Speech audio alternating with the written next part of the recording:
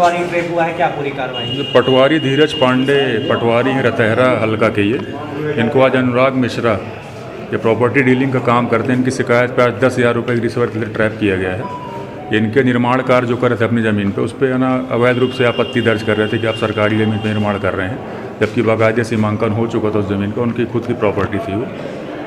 तो अवैध रूप से उस पर आपत्ति करके 10,000 रुपये की मांग की, इस पर लेते आज ट्रैप किया गया इनको।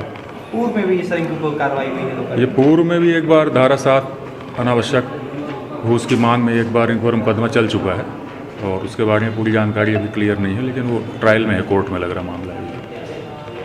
सर ये फरियादी कहाँ के हैं? ये फरियादी भी रीवा के रहने वाले हैं, रतहरा। जमीन कहाँ की? ये ज़मीन के बारे में जानकारी जब क्लियर मेरे पास डॉक्यूमेंट में दे पाऊँगा बाद में। और ज़मीन भी रीवा की है एक्चुअली, ज़िले की, और अपनी ज़मीन पर निर्माण कार्य कर रहे थे, उसी में वो गड़बड़ हुई है। कौन सी तहसील है सर? ये रतहरा तहसील तो रीवा ही है, रतहरा हल्का का मामला है ये।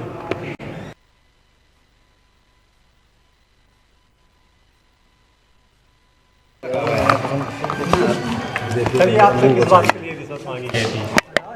फिल्म रोड के बगल में एक ज़मीन थी जो हम और प्रकाश नारायण सिंह दादा जो हैं, तो उनके नाम एग्रीमेंट था उस ज़मीन का, और उस पर हम काम कर रहे थे, बाउंड्री वाल वगैरह बनवा रहे थे। पटवारी साहब को पहले भी इस ज़मीन के नामांतरण संबंधी और कई चीज़ों संबंधी हमसे 1.5 लाख रुपये ले चुके हैं उस ज़मीन के लिए।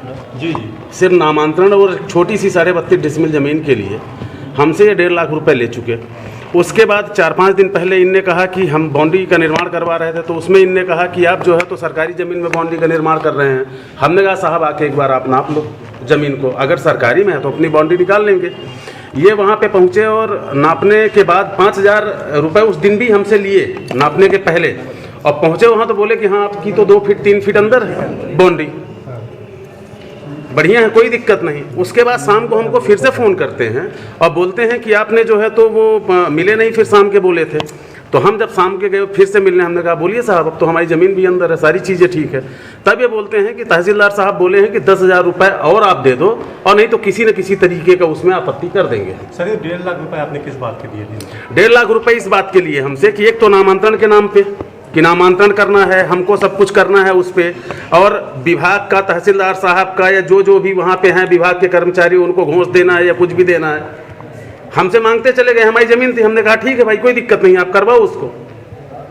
इस वजह से ये बात तब उठी जब अब ज़्यादा होने लगा, हद पार होने लगा कि इतना पैसा देने के बाद भी, अगर बाउंड्री मेरी ज़मीन के अंदर होने के बाद भी, अब अगर उसमें अगर पैसे की डिमांड की जाती है 5,000 रुपये लेने के बाद भी, सिर्फ आपको हमने यस करने के लिए कि आप देख लो हमारी अंदर है बाउंड्री, उसके लिए हमने 5,000 रुपये इनको दिया। फिर 10,000 की डिमांड की वजह से फिर हमको कोई दूसरा सहारा मिला नहीं। हमने कहा निश्चित रूप से मैं शिकायत करूँगा। अभी तक आप 1.5 लाख रुपए इनको दे चुके थे पहले पूर्व में भी? जी जी। किस तहसील का मामला ये? किस तहसील का मामला? ये रतहरा का मामला है, रिंग रोड का रतहरा का मामला। सर ये पटवारी ट्रैप हुआ है, क्या पूरी कार्रवाई? पटवारी धीरज